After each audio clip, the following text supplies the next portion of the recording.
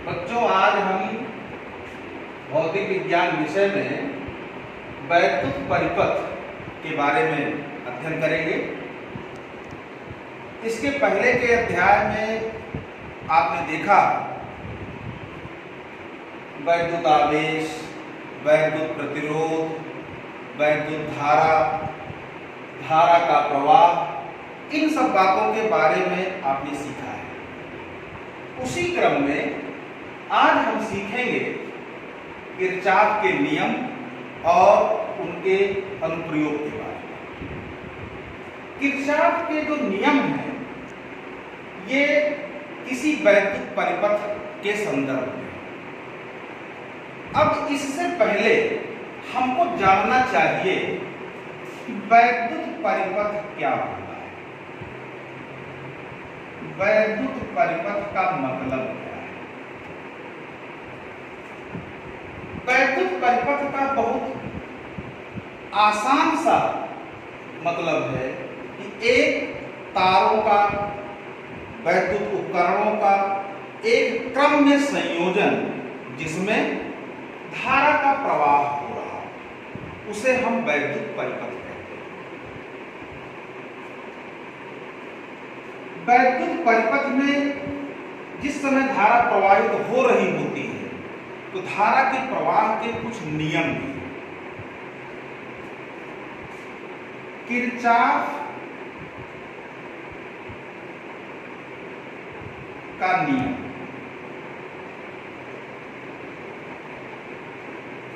धारा प्रवाह से संबंधित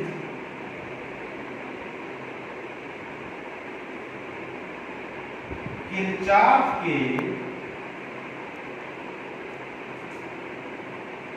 दो नियम।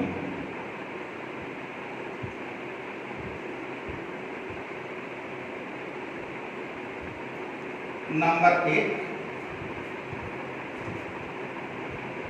संधि का नियम।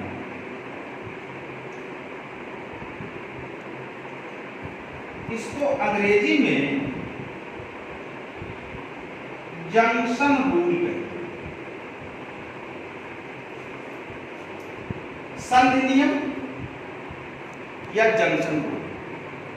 अब इससे पहले हमको यह समझना चाहिए संधि क्या है। संधि का मतलब होता है जोड़। किसी भी परिपथ में जहां पर कई तार आकर आपस में जुड़ते हैं, जहां पर जुड़ रहे हैं, इसी को हम संधि कहते हैं। अब इस संधि का नियम क्या है? अगर किसी तार में होकर के धारा प्रवाहित हो रही है तो हर प्रवाह का एक नियम होता है। इसका नियम क्या है? पहले तो हम इसका शाब्दिक नियम क्या है वो समझते हैं। किसी वैद्युत परिपथ में किसी भी संधि पर धाराओं का बीजगणितीय योग शून्य, अर्थात किसी वैद्युत परिपथ में किसी भी संधि पर समस्त धाराओं का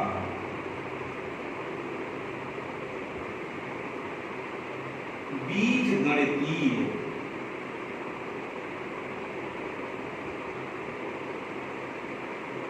योग शून्य होता है।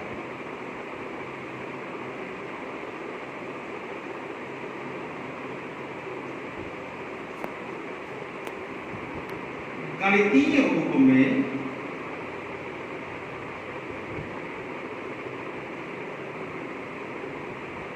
हम इसे लिख सकते हैं सिग्मा आई बराबर 0।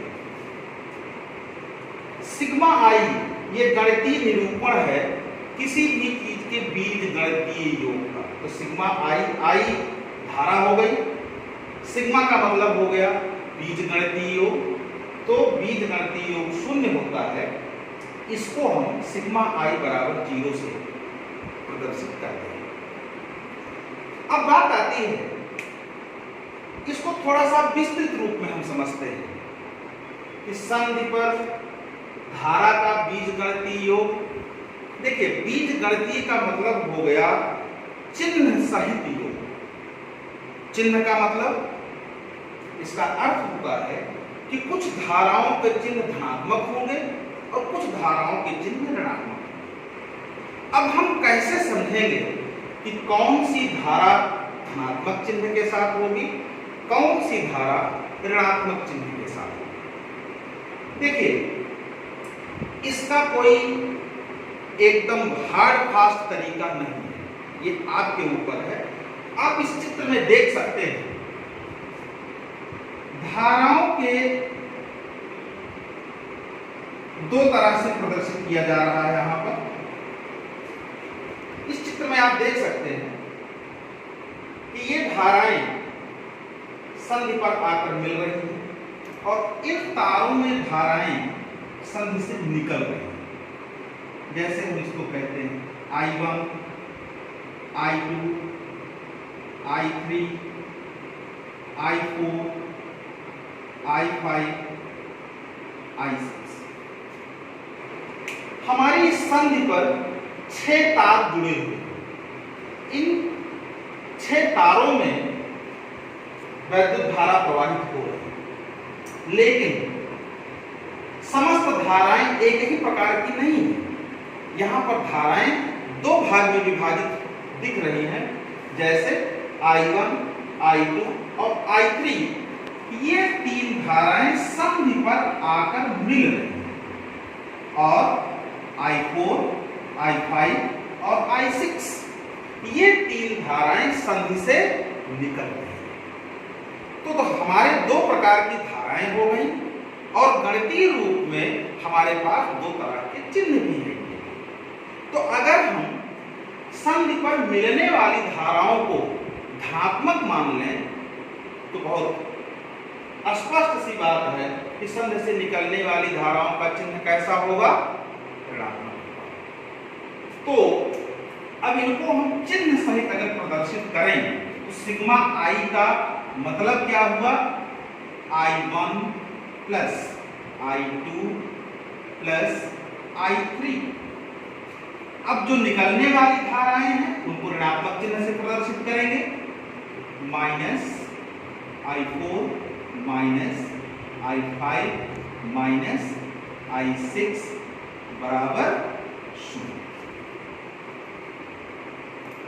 अब हम क्या करेंगे, जो ऋणात्मक हैं इनको अगर हम बराबर के उस तरफ स्थानांतरित कर दें तो I1 plus I2 plus I3 बराबर I4 plus I5 plus I6। बच्चों, अब यहां पर आप एक बहुत ही रोचक तथ्य आपके सामने आएगा। देखिए, I1 plus I2 plus I3 ये क्या प्रदर्शित कर रहा है, ये प्रदर्शित कर रहा है समस्त धाराओं का योग जो संधि पर आकर मिल रही है।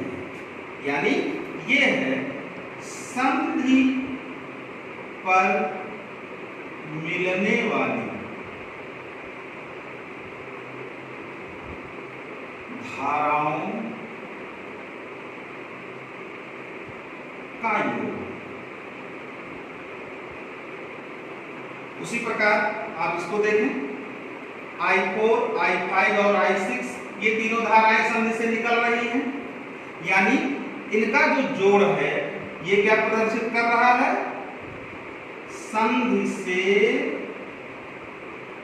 निकलने वाली समस्त धाराओं का योग। अर्थात ये समीकरण हमको बता रहा है कि संधि पर मिलने वाली समस्त धाराओं का योग और संधि से निकलने वाली समस्त धाराओं का योग दोनों बराबर है। अर्थात जितनी धारा संधि पर आकर मिलती है ठीक उतनी ही धारा संधि से बाहर भी निकलती है। दोनों में कोई अंतर नहीं। ऐसा नहीं हो सकता कि संधि पर कुछ ज्यादा धारा आ जाए और संधि से कम धारा निकले। अर्थात अगर हम उदाहरण के तौर पर मान लें कि I1, I2 और I3 ये जो तीनों धाराएं संधि पर आकर मिल रही, मान लिया कि इनका योग 10 एम्पीयर है, तो ये कभी नहीं हो सकता कि I4, I5 और I6 का योग 10 एम्पीयर से कम या 10 एम्पीयर से ज्यादा। इनका भी योग 10 एम्पीयर ही होगा। हाँ, उनका वितरण अलग अलग हो सकता है। जैसे हमने मान लिया कि ये 3 तार हैं जिसमें धाराएं मिल रही हैं। I1 को मान लिया 2 एम्पीयर है, I2 हमने मान लिया 5 एम्पीयर है, I3 को मान लिया 3 एम्पीयर। देखिए 2 एम्पीयर, 5 एम्पीयर और 3 एम्पीयर, तीनों धाराओं का जोड़ 10 एम्पीयर हो गया। अब यहां पर I4 हो सकता है 1 एम्पीयर, I5 हो सकता है 6 एम्पीयर, 6 एम्पीयर हो, ये हो गया। यहां पर हो सकता है 3 एम्पीयर। तो देखिए निकलने वाली धाराओं का योग भी 6, 3, 9 और 1, 10 एम्पीयर हुआ। ऐसा हो सकता है। ऐसे बहुत सारे युग्म बनेंगे। कोई जरूरी नहीं, कोई आवश्यक नहीं है कि केवल यही एक तरीका है। ऐसे बहुत सारे युग्म बनेंगे, लेकिन हर दशा में संधि पर मिलने वाली समस्त धाराओं का योग और संधि से निकलने वाली समस्त धाराओं का योग दोनों बराबर होता है। इसी को हम कहते हैं कि संधि पर धाराओं का बीजगणितीय योग 0। बच्चों, ये तो संधि का नियम है जिसका गणितीय निरूपण ये है और इस नियम के बारे में हमने सीखा। अब प्रश्न उठता है, ऐसा क्यों है? आखिर संधि पर जितनी धारा मिल रही है उससे कम धारा नहीं निकल सकती क्या?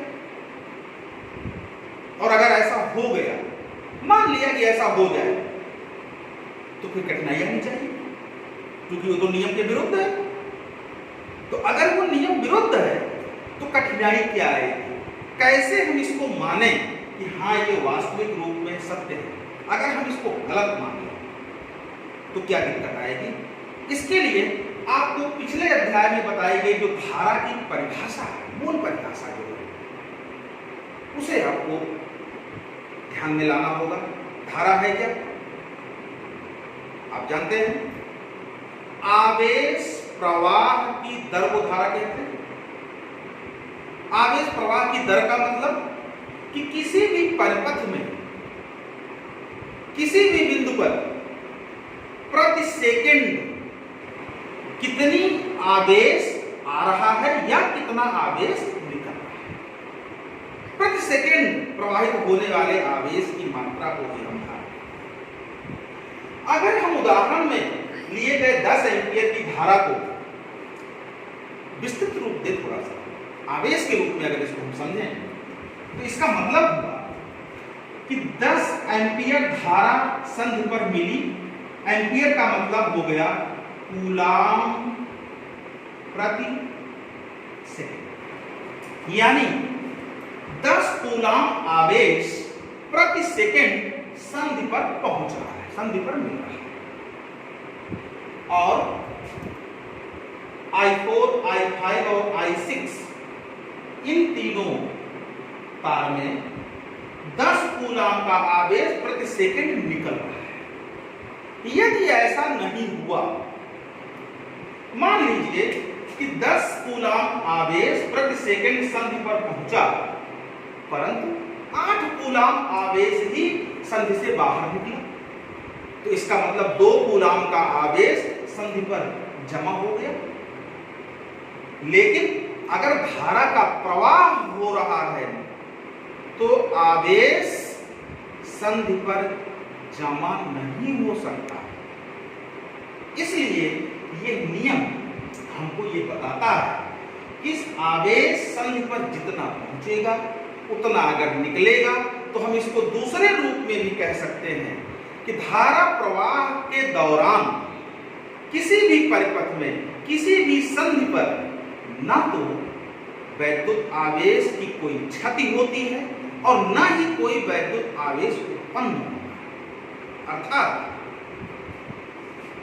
वैद्युत आवेश संरक्षित होता है।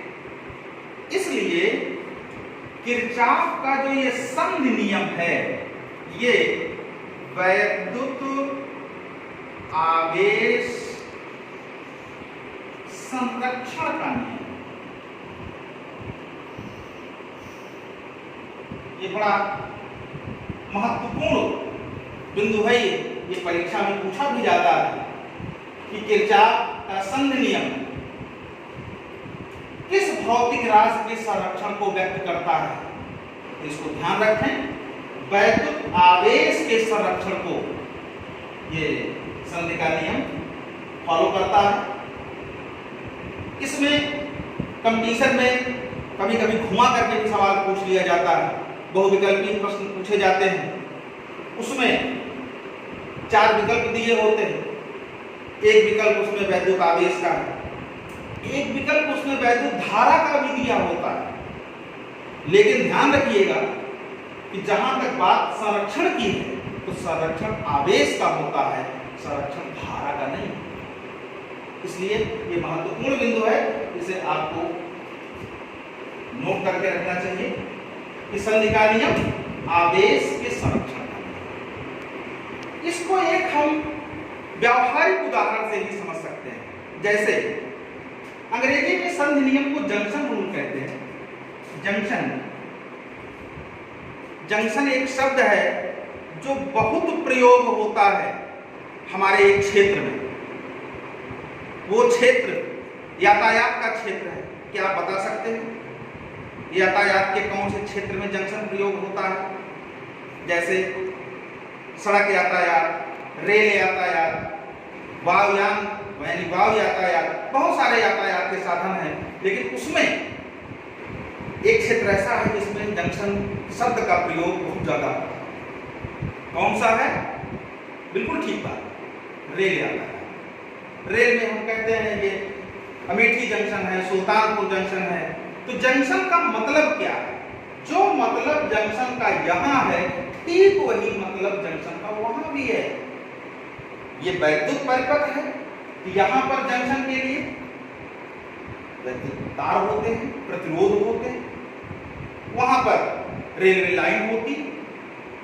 तो अब जंक्शन पर वहां भी यही होता है कि रेलगाड़ियां आती हैं और रेलगाड़ियां जंक्शन से निकलती हैं।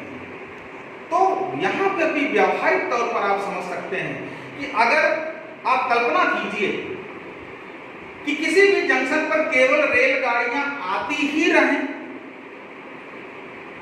तो क्या ये बहुत लंबे समय तक संभव हो पाएगा? नहीं हो पाएगा। अगर ये मान लिया जाए कि इस जंक्शन से गाड़ियां केवल निकलेंगी ही, यह भी संभव नहीं हो पाएगा। इसलिए सतत प्रयास, सतत प्रवाह तभी चलता रहेगा जब उस जंक्शन पर जितनी रेलगाड़ियां आ रही हैं उतनी रेलगाड़ियां जंक्शन से निकलेंगी, सतत प्रवाह चलता रहेगा। ठीक उसी प्रकार हमारे वैद्युत परिपथ में भी किसी भी जंक्शन पर, किसी भी संधि पर जहां पर धाराएं आकर मिल रही हैं, जितनी धाराएं आकर मिलती हैं उतनी ही धाराएं निकलती भी हैं, तो हम कहते हैं कि धारा का बीजगणितीय योग शून्य। ये रहा बच्चों किरचॉफ का पहला नियम जिसको हम समझेंगे। अब हम इसी क्रम में आगे बढ़ते हैं। किरचॉफ का दूसरा नियम,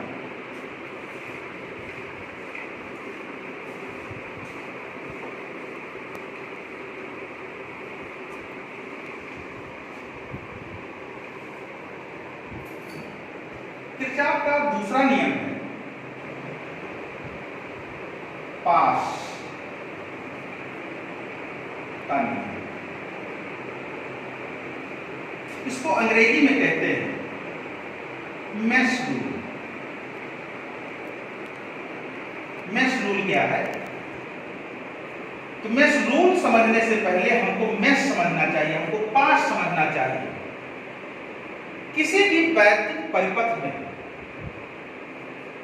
बंद पास यानी क्लोज्ड सर्किट, क्लोज उसका एक हिस्सा, जैसे हम इस चित्र से आप समझेंगे,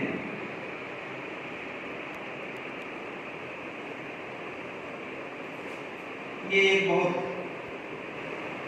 आसान परिपथ है किरचॉफ के दूसरे नियम को समझने के लिए।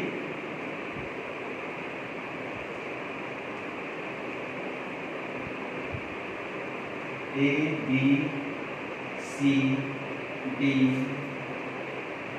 ई एफ, ये 3 प्रतिरोध इसमें जुड़े हुए हैं, R1, R2 और R3। ये हमारी 2 सेल इसमें जुड़ी हुई हैं जिनका विद्युत वाहक बल क्रमशः E1 और E2। ये एक वैद्युत परिपथ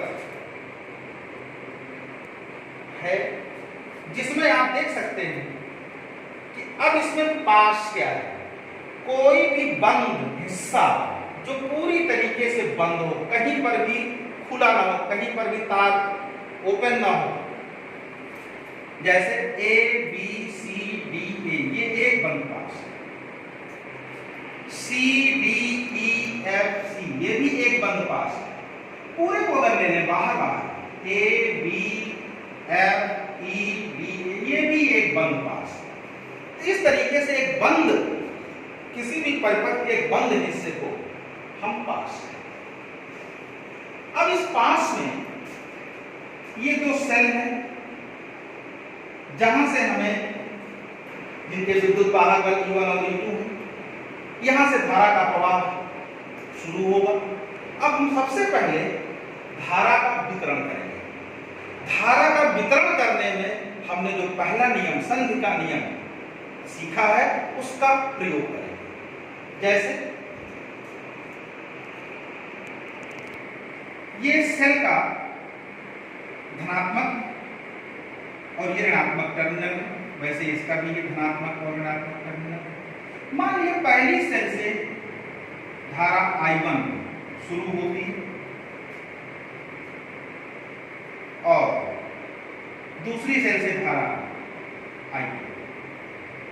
अब आप देख सकते हैं I1 धारा यहां से शुरू होकर A से होते हुए D पर पहुंच रही है और I2 भी D पर पहुंच रही है।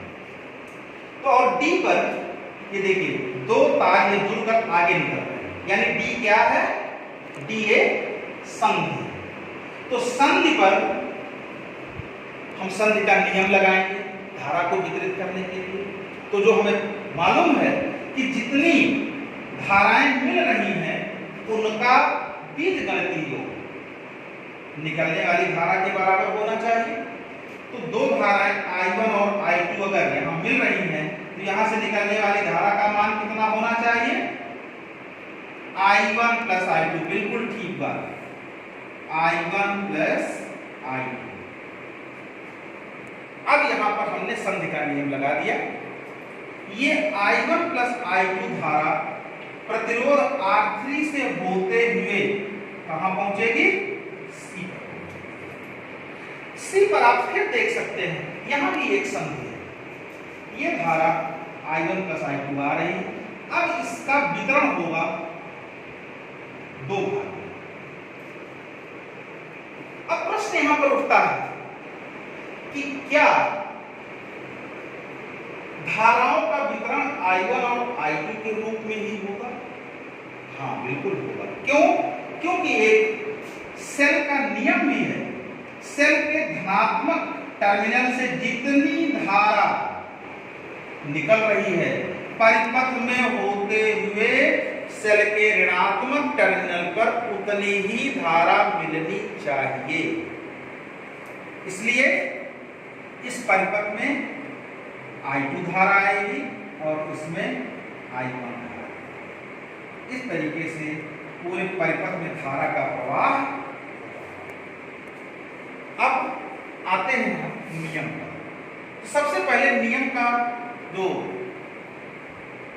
शाब्दिक नियम है वो हम समझते हैं। इस नियम के अनुसार किसी भी बंद पाश में धारा और उसके संगत प्रतिरोध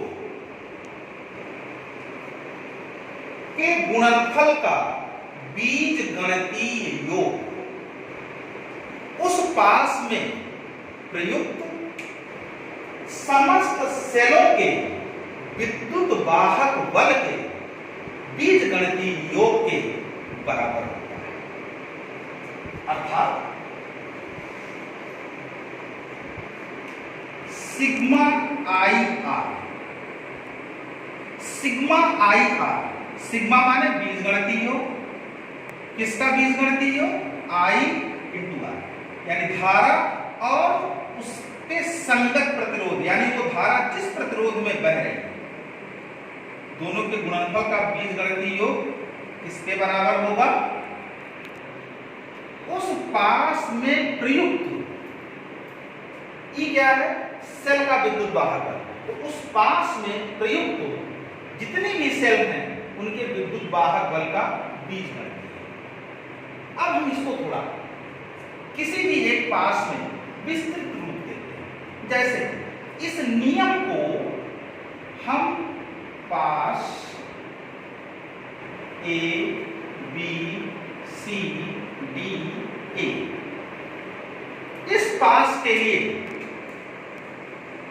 अप्लाई करना शुरू करते हैं। तो ध्यान रहे, किसी भी परिपथ में जब हम किसी एक पास के लिए नियम लगाना शुरू करेंगे तो फिर बाकी का हिस्सा हमें नहीं दिखना चाहिए। हमें नहीं दिखना चाहिए का क्या मतलब?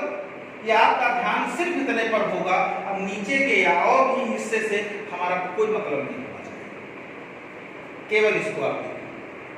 अब इसमें दो प्रतिरोध हैं इस पास, R1 और R2।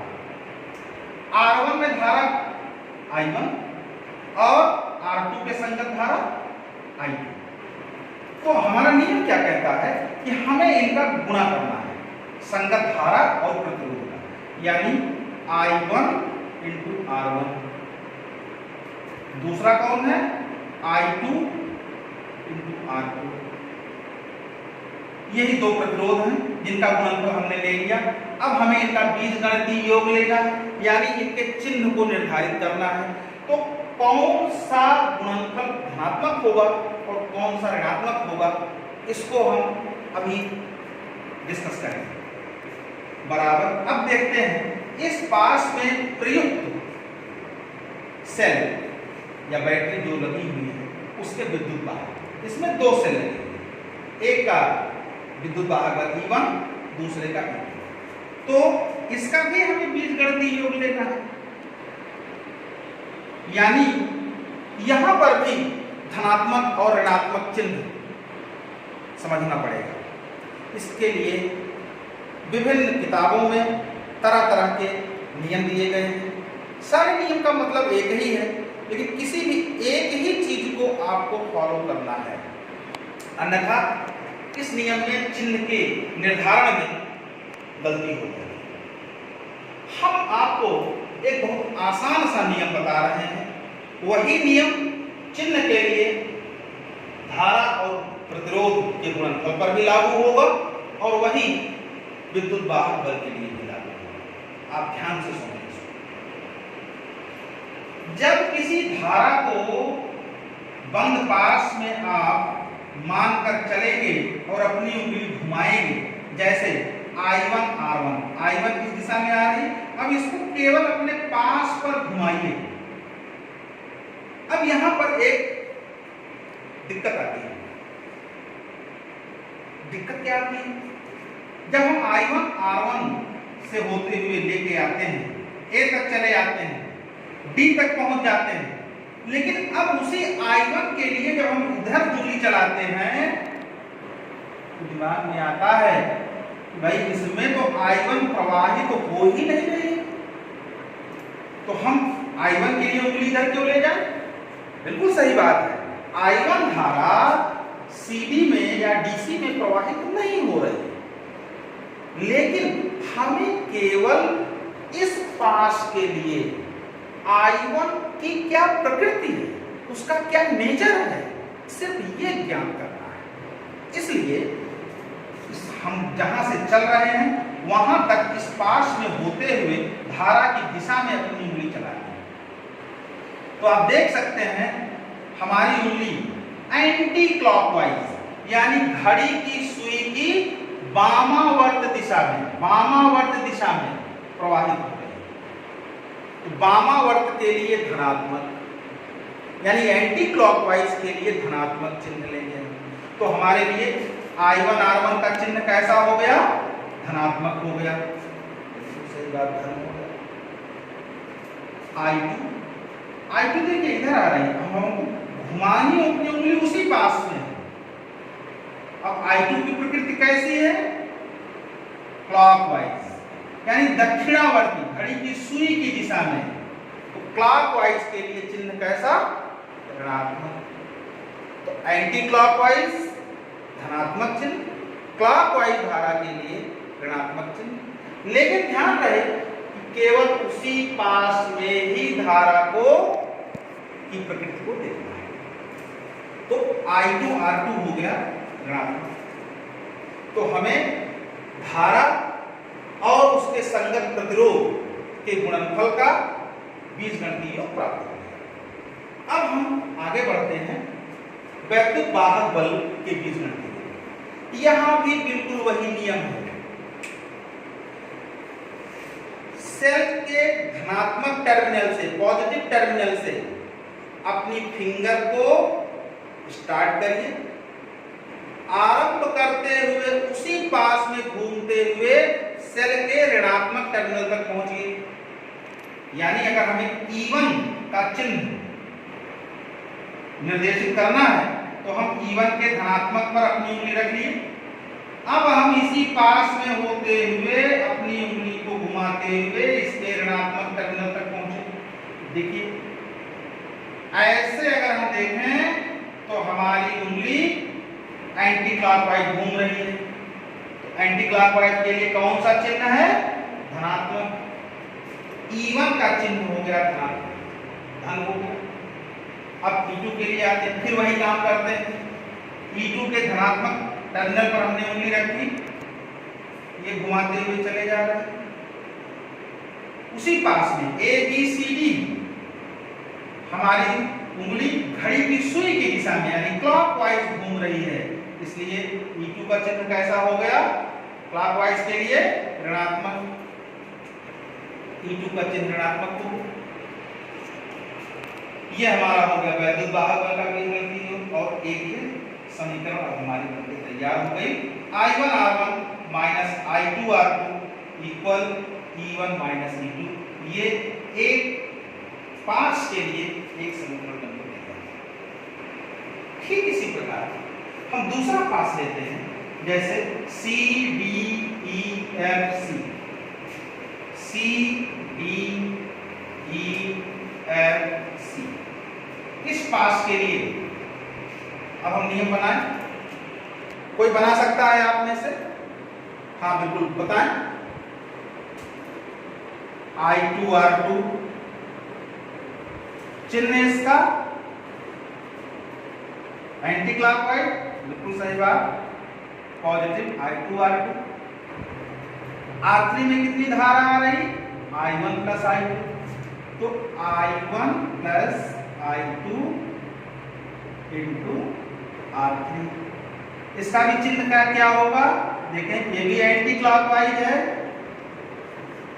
पॉजिटिव ये भी हो गया, प्लस हमारे पास समीकरण का बायां पक्ष जो है मिल गया हमें।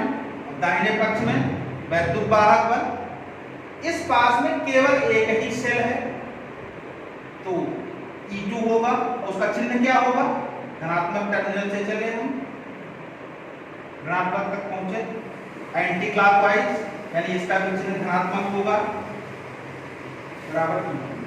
ये दूसरी समीकरण। तो इस प्रकार आप देखिए कि I2R2 plus I1 plus I2 into R3 equal to, इस प्रकार हर पास में जब आप पास का नियम लगाएंगे तो हर पास के लिए एक समीकरण बनकर तैयार है। अब इन दोनों समीकरणों को आपस में हल करके हम अज्ञात राशियों को, इनमें से जो अज्ञात राशियां होंगी उनका हम पता लगा सकते हैं। अब यहां पर एक महत्वपूर्ण बिंदु है, अगर हम I इंटू आर करें तो पिछले अध्याय में आपने देखा है I इंटू आर किसके बराबर होता है, विभवांतर के। बिल्कुल ठीक बात। विभवांतर क्या है, विभवांतर का संबंध ऊर्जा से, यानी I इंटू आर परिपथ में प्रतिरोध पर ऊर्जा, कितनी ऊर्जा उत्पन्न हो रही हो या कितनी ऊर्जा का क्षय हो रहा है, ये प्रदर्शित है। और विद्युत वाहक बल, विद्युत वाहक बल का भी संबंध ऊर्जा से ही, यानी वो सेल से हमको कितनी ऊर्जा प्राप्त हो रही है। तो कुल मिलाकर अगर हम ये कहें तो सिग्मा ई प्रदर्शित करता है कि उस परिपथ में हमें स्रोत जो है ऊर्जा का, जो सेल है, उससे कितनी ऊर्जा प्राप्त हो रही है, और सिग्मा आई आर प्रदर्शित करता है कि उस परिपथ में कितनी ऊर्जा का क्षय हो रहा है। यानी यह समीकरण बता रहा है कि किसी भी परिपथ में प्रयुक्त ऊर्जा और सिग्मा ई, यानी परिपथ में उत्पन्न होने वाली ऊर्जा और परिपथ में खर्च होने वाली ऊर्जा, यानी ऊर्जा का क्षय, दोनों बराबर होता है। यानी न कोई कम है न कोई ज्यादा है।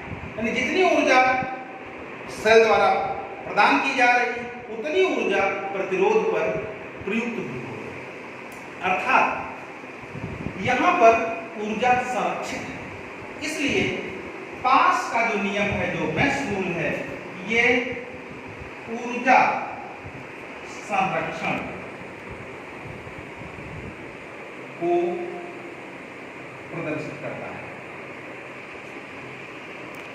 यह भी एक बहुत महत्वपूर्ण प्रश्न है, पूछा जाता है कि किरचॉफ का द्वितीय नियम किस भौतिक राशि के संरक्षण को प्रदर्शित करता है, तो किरचॉफ का द्वितीय नियम ऊर्जा संरक्षण के नियम को प्रदर्शित करता है। तो इस प्रकार आज हमने वैद्युत परिपथ संबंधी किरचॉफ के दो नियम सीखे। पहला नियम संधि का नियम, जो कि आवेश के संरक्षण पर है, और दूसरा है पास का नियम या मेश रूल, जो ऊर्जा के संरक्षण पर है। अब आगे के प्रकरण में हम इन दोनों नियमों का अनुप्रयोग कैसे किया जाता है, कैसे इसका उपयोग हम करेंगे, उसको पढ़ेंगे। और इसका उपयोग कई वैद्युत उपकरणों में किया जाता है, उसे किस प्रकार से किया जाता है, इसका अध्ययन विस्तृत रूप में हम अगले प्रकरण में पढ़ेंगे। धन्यवाद।